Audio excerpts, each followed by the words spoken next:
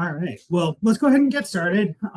Let's start off with some introductions. So, my name is Robert Conkey. I'm a consultant working with the Baltimore Metropolitan Council on the Bikeable Baltimore region. Can I ask, is my presentation flickering for anyone else, or is that just me? Yeah, Just you, I think. Okay, Looks cool. good. And we should be good. Super excited to see everyone. I'll ask Colin and Charlene from the project team to introduce themselves, and then we'll get started. Yeah. Hey everybody, Colin Hodges. I'm with Alta Planning and Design. I'm a planner and project manager working on this project closely with Charlene and Robert. So glad you could all make it. Thanks for coming.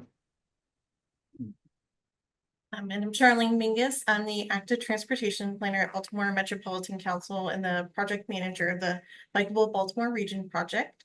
And if you are a little bit about the Baltimore Metropolitan Council, so we're a nonprofit organization that works collaboratively with our chief elected officials in the region to create initiatives to improve our quality of life and economic vitality.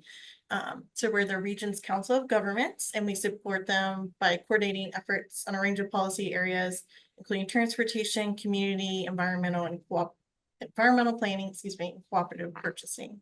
So I just want to thank you so much for joining us today, and thank you for everybody who's been giving us comments online. We're really enjoying getting to hear your guys' feedback, and so we're looking forward to hearing what you have to say today. Thank you. Charlene. So I guess just to start at the top, a little bit of housekeeping. I know we've probably all been on a Zoom meeting by now, but as Charlene said at the beginning, we are recording this meeting, and BMC may share some or all of this recording publicly to publicize the project and share what we've learned from the community. If you are not speaking, please definitely mute yourself and keep your video on if you can. I like to see faces. It helps us to get to know you. If you have a question or comment during the presentation, please type it in the chat. We'll have a couple of opportunities for feedback and questions, and we'll have some good conversation.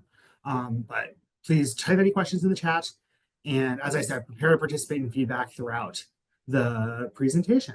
So thank you for being here. Super excited to be here.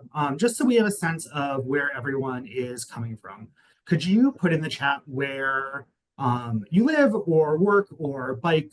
Let us know where you're coming from in the region, so we have a sense of who's here. And while you do that, sorry, I meant to say this earlier. So in the interest of accessibility, we have live transcription enabled for this meeting. So if you need to see the text as we're talking, you can hit the show captions or the CC button in Zoom. And if you need any help during today's meeting, please drop a comment in the chat box and we'll get you help. And I'll drop that info in the chat as well.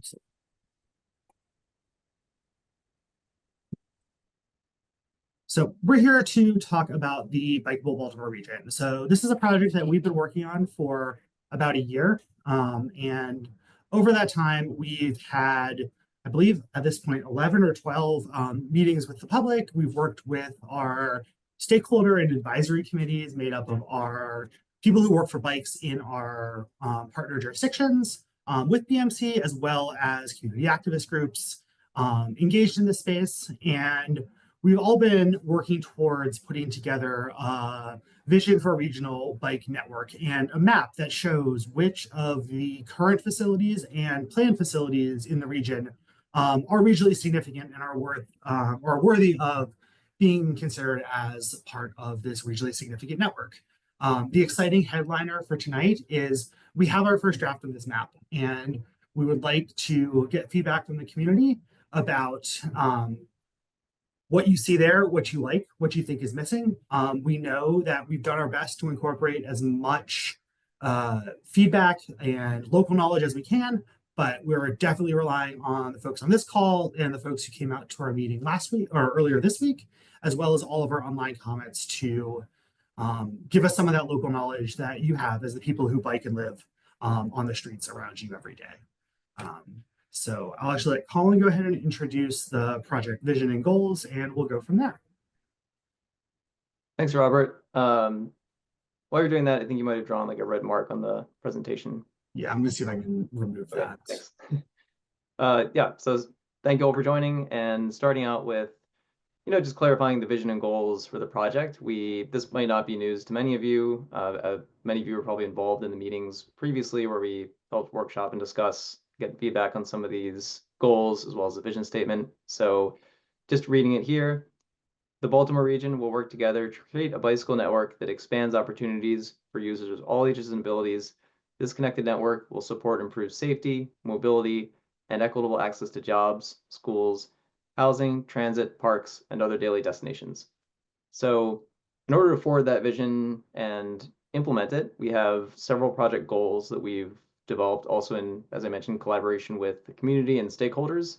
So the goals are listed here, include advance equity, connect people to places, consider context, emphasize collaboration, improve safety and accessibility, maintain the network, set attainable ambitions, support community development, and support environmental and health benefits. So nice list of goals, and we actually have a set of objectives now that are in draft format, which we do encourage. We won't get into that too much at this meeting today, but do encourage you to review those if you'd like through the story map. There's a link to the objectives in the story map, and if you have trouble finding those or would like any further information on objectives, feel free to get in touch with us, and we can provide you more direct information.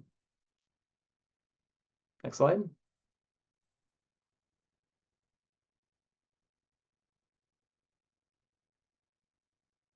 So why a regional bike network? The region, for those of you who bike in the region today, you know that there are places where we have really good bike facilities. There are separated facilities of different types.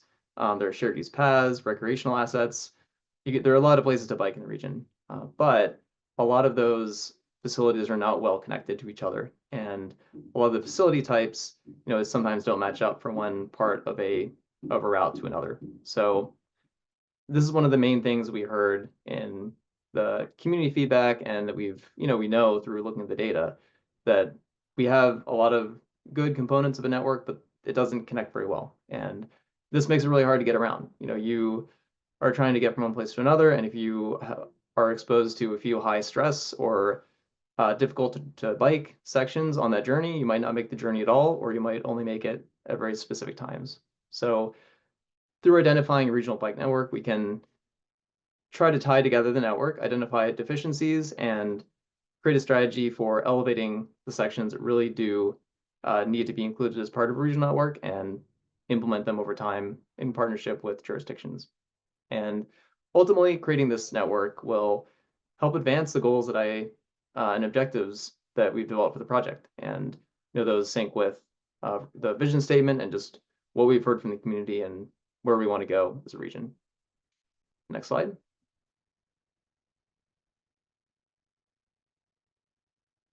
So what is the regional bike network? I'm going to start off with one bullet that's pretty important in terms of what it is not, unfortunately, but the regional bike network does not create or plan any new bike lanes or paths on its own. And the reason for that is that the counties and cities are responsible, and they rightfully have ownership of updating and creating bike plans that make sense for them and their community. At this regional level, what BMC and we are tasked to do is to identify which existing and planned facilities we should elevate and consider part of the regional network to then forward through implementation in different ways. So technical assistance through new funding avenues potentially, and just greater coordination with jurisdictions. So again, we can't create anything on our own in this plan, but we are taking existing and planned facilities and trying to tie them together and elevate them strategically. And in general, this plan focuses on bike routes that are comfortable and safe, but there is a bit of a caveat at this stage. We're looking at and considering some higher stress routes that would be maybe more difficult for somebody to bike today. And for example, maybe a bike lane that is in maybe a higher traffic area, recognizing that if that were to be included in the regional network, that in order for it to be comfortable for all ages and abilities, it would need to be improved, and the facility would need to look different in the future. So we're doing that because we don't want to omit some important connections that may either exist or be on paper, but we want to try to balance that. So be inclusive, but have some standards in terms of the facility type and how comfortable it is.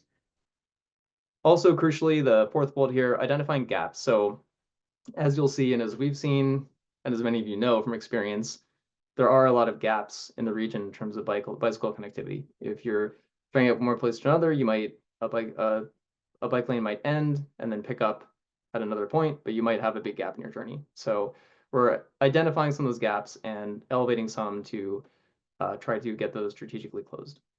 And finally, part of this bike network, we're providing an implementation plan which will prioritize the network, include a timeline or phasing process, and look at planning level cost estimates in terms of how much over time might it cost in total to get the regional network implemented. I'm going to pause this here for 1 second and then put it back on. Okay.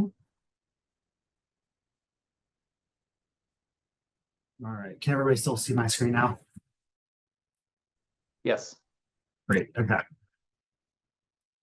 So then the question, I guess, is why have we asked you to come out tonight? What are we asking for your input? So there's a couple of big key things that your input is going to help us do. As Colin hinted at, part of it is to identify, based on our draft network, where we need to make updates based on your local knowledge and your experience living and biking on these streets.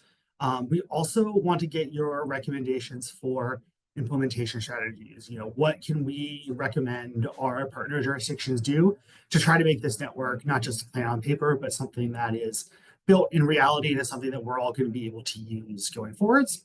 And then lastly, we're going to talk about ways to measure the success of the regional bike network. When we look back 5-10 years from now, whether this project was able to achieve the goals that we set out to achieve. So here's a quick project schedule to talk a little bit about where we've been. So as I said, this project started back basically this time last year. And we've been working diligently on putting together an understanding of what is regionally significant biking in the region and what parts of our infrastructure contribute to that. So spent probably the first half of this year working on that in conjunction with our steering and advisory committees. And then over the summer, we had 10 public meetings throughout the region based what we call our listening phase to really go out and meet people where they were to understand, what do they want out of a network? What do they like about the infrastructure that's currently exists and we should build on? And what do they wish to be improved? We basically took that information and combined it with the data analysis that Colin and his team have been doing behind the scenes and are here tonight in our presenting phase to show you what we've done and get your initial feedback on our proposed regional network. And once we have this information in conjunction to this meeting, as I said, we had a meeting back on Tuesday. I see some of you were at that meeting as well. So thank you so much for coming out twice. And we also have both a ArcGIS story map and a public input page. Those are two websites that you've probably seen on the flyers that directed you to this meeting. We're accepting public feedback all the way through January 10th on those websites. So you'll hear me say this several times during the meeting, but if you have a friend, a family member, a coworker, a neighbor who cares about biking, who might be interested in biking, but doesn't identify as a cyclist right now, please share that information with them. We'd love to get their feedback. We have probably, it looks like about 3 weeks still, 3 or 4 weeks of availability to hear everyone's opinions and experiences and learn from them. So it doesn't stop tonight, even though this is the last of our meetings. And when we're done receiving all that feedback, we're going to spend probably the spring of this year digesting that, understanding it, tweaking and refining this network. And we'll have a final network ready to present in June or July this year, so over the summer. So I'm super excited to share that with you when it comes out, and keep an eye out over the next few months for more information from us. So this is where we go into what we considered sort of the story of how we got here. So I think we touched on this already a little bit. This is just a summary of the outreach we did over our listening phase. High level, we had, as I said, 10 meetings. We interviewed about 60 people on the street to ask them about their experience with cycling, received hundreds of comments. And our big takeaways were one, about 93% of the people we talked to said having a regional bike network is important to them. And that was really good news that we're moving in a direction that people find valuable. And then we heard basically three primary goals from that outreach effort. So first was improve safety and accessibility. Make sure that the routes that we have are safe for people of any and all ages and ability and are accessible to people both who need accessibility and also based on where people actually live and where people actually want to go, which leads into goal two, which is connecting people to places. So we want to make sure that this isn't just a network of beautiful trails and infrastructure that doesn't connect anything. We want to make sure that this goes from places that people are to places that people want to go. And then lastly is maintain the network. And I'll be honest, that was a little bit of a surprise to me that that ended up so high, but we heard a lot and very consistently from the community that it's not enough to just put a network in place, but we need to make sure that there is funding and programs to make sure that that network stays high quality as if it was just built. All of this was used to put together those visions and goals that Colin was talking about earlier. So Colin, is this you or is this me? I can take it. So how do we identify the proposed network? We used a set of criteria. We actually had two separate tracks. We had first looking at quantitative criteria or data analysis, and then we did qualitative refinement of that analysis after we conducted that. So when you look at the database criteria, we have a few things that jumped out in terms of the analysis that we should focus on. Places with many opportunities for short trips or areas with a lot of people, jobs, or nearby schools or public transit. And this is important for looking at biking potential because if you shorter trips, generally a mile to 3 miles are more feasible on bike versus longer trips, 5 or more miles. Most people will not regularly undertake a commuting journey of 5 or more miles. And vulnerable communities that need more transportation options. So those are communities that, maybe car ownership is not as feasible for many that have fewer transportation options in terms of where they are in the region, maybe less connected to transit and need abilities to get to transit to complete their journeys. So there are a variety of factors that play into that. And the Baltimore Metropolitan Council has a database of vulnerable communities that we use to inform this step. We looked at regional parks, recreational areas and green spaces. So connecting the network to parks and open space is very important. And in many cases, trails or shared use paths can be important recreational amenities in and of themselves. So we did take that into consideration. And finally, public transportation, especially frequent stops of frequent service. So frequent bus, MARC, light rail, subway, all of that. And next. So qualitative criteria, this is what I was referring to before, where we did our quantitative analysis and then we, that gets us only so far. Then we have to go the rest of the way by using our judgment and using what we hear from the community and stakeholders. And we divided that into some categories, looking at the need for a continuous, comfortable, and safe bike network separated from traffic. As you saw, that was one of the top concerns that the community conveyed to us. And the importance of direct routes to neighborhoods, parks, major destinations, and public transportation. And as part of this is the importance of direct routes, getting from A to B in a direct fashion and not requiring really out of the way or circuitous routes. It's important when you're biking. And emphasis on closing gaps in the current bike network. So again, that leads back to connecting people to places in terms of what we heard from the public. Being able to get from A to B and not have big gaps in your journey that we're on a less safe or less comfortable road.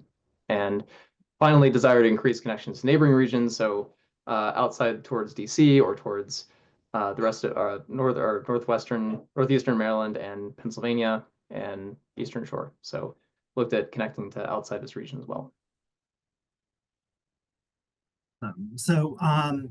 now I want to get to sort of the big reveal of this meeting, and that is our regional network. So what we'll do is show you what it looks like, give you a little bit of context to understand what we're displaying on this map, and then we'll have about 15 to 20 minutes of open conversation with the group here. The way I'd like to do that is first raise your hand if you'd like to comment, and I'll call on you, and then come off mute and give your comment, question, thought. You can also put a comment or a question in the chat. So let me show our note.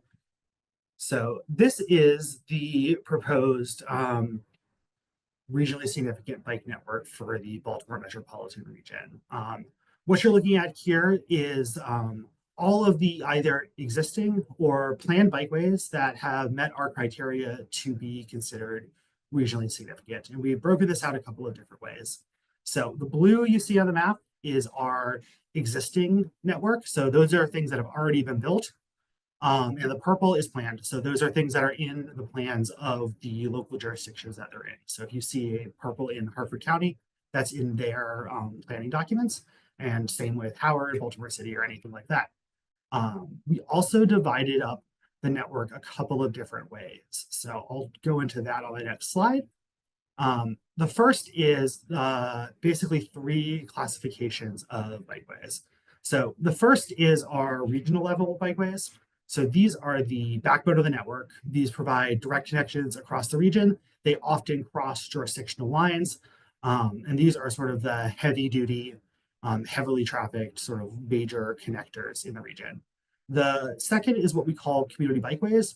These are very similar to regional bikeway. They're typically within only one jurisdiction or one area, but they are major parts and major backbones of their more regional and more community level part of the network. And then we have local bikeways. These basically help people get from the where you actually live or where you're actually going to the regional and community bikeways. These three things put together create our proposed regional network. I see a couple of hands, and we will definitely get to them. I want to make sure that we get through the whole explanation, and then we'll definitely start taking questions. And I think, as Colin said, all the bike routes were identified as comfortable and safe to bike on, and are also well separated from traffic or on roads with low speed limits and little car traffic. Second one, Colin, I believe this is you to talk about the stress levels. Yeah, so as Robert mentioned, that's the previous slide showed an overall kind of overview map of the network that has part of the regional proposed network that has lower stress or more comfortable bikeways. This one, you can see some yellow and orange highlights creeping into the map, and also the map expanded a bit. So what we're doing that is this beyond the low stress network, we're looking at less comfortable bikeways and high stress bikeways and gaps. And I mentioned earlier that we were opening up the consideration of the regional bike network to segment bikeways that are not necessarily the most comfortable or low stress today, but could be in the future. And that might be important regional gap or regional facilities despite that. So a few categories there, less comfortable bikeways. These are bikeways that are kind of on the edge. They might be comfortable for most people, but not necessarily all ages and abilities. But they could go in one or the other. That might need a little bit more attention and focus. And then high stress bikeways, these are ones that really, and you can see some of the orange highlights that really create longer connections throughout the region, but they are currently planned as higher stress bike routes. And I raised the example earlier of a bike lane on a busy street. You know, that is an example in many cases of some of those routes. So finally, gaps. I mentioned that before too. Just these are circled on the map in dotted lines, and this shows where we have significant gaps in the network where connecting those gaps or filling those gaps would increase connectivity dramatically. So we've included those on the map as well. Of its details. As I've been saying throughout this meeting, we're accepting comments all the way through January 10th, so please share that information. You can give it to us online at our publicinput.com/bikebaltimoreregion site, or you can email us, bikebaltimoreregion@publicinput.com. You can call us at this number, 855-925-2999. 28101 with extension 7480. You can text us, text BBR2 or BBR Espanol to 855-925-2801. You can send us a snail mail if you so desire to Baltimore Metropolitan Council at 1500 Whetstone Way, Suite 300 in Baltimore, Maryland 21230. And we are on most major social media sites. You can reach us at Baltimore Metro Co. or with that hashtag BRTB listens. So I fully understand that we weren't able to hear everything. So we want to make sure that folks are still doing this and reaching out in all of these ways. I do want to briefly touch on, we have about 10 minutes left of the meeting, what our implementation questions are. So I think that some of the things that we've heard is that there needs to be an additional conversation about, what comes next. So we've identified, like, this project has identified some places that potentially bike lanes may be useful, but that's not the last thing that we're doing. So Colin, if I could get you to tell us a little bit about what the implementation looks like, and we can go from there. Yeah, thanks, Robert. So we just created this graphic so that it would make it a little clearer where this plan sits in the scheme of things. And we've talked about all this to some degree up until now. So a lot of this might be familiar, but when we are crafting the plan, the Bikeable Baltimore Regional Bike Network, we reference local county and city plans and existing bike facilities and use those to form the network essentially and identify gaps and elevate certain sections to different classifications. And then in terms of implementation and next steps, you see in the green bubble regional technical assistance. So BMC or BRTB can help jurisdictions in implementation efforts by helping with grant applications, helping with lower level design considerations, and helping move those efforts forward and helping them obtain funding if they're on the whether or not they're on the regional bike network. But the regional bike network is the big component of that. And then also in the future, there may be opportunities for prioritizing funding for the regional bike network over other bike projects potentially, or just in terms of additional funding. So these details are still being worked out, but we wanted to make it clear that bikeway design and construction, there are still several steps to go through before we get there, but this plan is a big component of that. One of the things, Colin, that we heard a lot in our Baltimore City room that I just want to raise here that I think is useful is, we definitely need to make sure that we're emphasizing that there's additional community input and community outreach before money starts getting spent. So in addition to those three that we've identified here, there's implied community outreach in these, but we want to make sure that we're explicit and we're calling out that, our recommendations for future progress or projects by our partner jurisdictions include robust outreach with the community to address the sort of specific needs of any individual spot. So with that, I believe we have a couple more minutes. Charlene, no, sorry, Crystal. I think we have our meeting. So I'm going to actually ask Charlene if you have any final words for this particular meeting. This is not going to be the last place that you'll be able to give feedback. That's something that we've heard loud and clear, that more folks want to contribute to this conversation, and we want to make sure that we have venues for that to happen. But yeah, thank you. Thanks, Robert. I just want to thank everybody for coming out and giving us a lot of great feedback. And we're going to take that information, analyze it, consider it as we start working on updates to the network and recommendations. So thank you for coming out. And if you have any additional comments, like Robert said, you can email them, provide them on the website, on the comment map in the survey. And also I wanted to mention that we have a couple of other Baltimore Metropolitan Council projects that you might be interested in. One includes the Patapsco Regional Greenway Stony Run segment in Anne Arundel County that would connect a historic Elk Ridge and then down to the BWI Trail. That comment period is currently open until December 20th. And then we also have a project called What If? So understanding that events like the pandemic and the Key Bridge collapse have shown us the importance of thinking ahead and working together. We want to think about how we can prepare for the uncertain future and what you think the priorities of the region should be. So we'd love to get your input on that survey. That's open till only a little bit longer, December 15th, but there is an opportunity to also potentially win a $50 gift card if you complete the survey. So thank you all so much for joining us today, and we're gonna let you all go. Have a great evening.